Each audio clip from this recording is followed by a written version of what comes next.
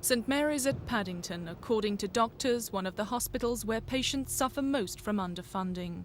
GPs and consultants say frustration and anger at the never-ending cuts in services and patient care has forced them to take action. They've delivered a 45-page dossier of complaints to Health Secretary William Waldegrave.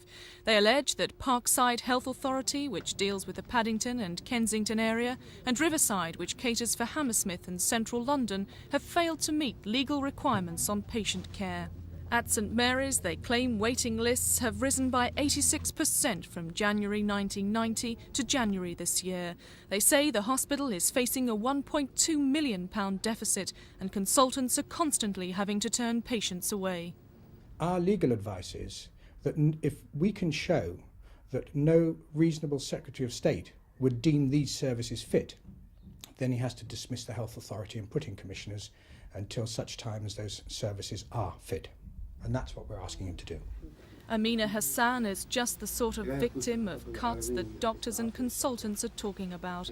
A sufferer of rheumatoid arthritis, she's in constant pain, yet she's been waiting nearly 5 years for a routine operation. She needs to have steel pins removed from her foot. A recent visit to St Mary's gave her no hope of treatment in the future. And the lady looked at her foot and she say, you 5 years.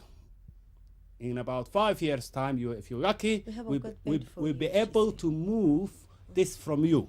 5 years' time. Then, in amazing, she raised her eyebrows with a shock and said, 5 years? And she turned around and say, 10 years probably. It's also claimed by the consultants and doctors that Riverside Health Authority was closed to routine admissions for much of last year on the grounds of balancing books. Both health authorities strongly deny the allegations.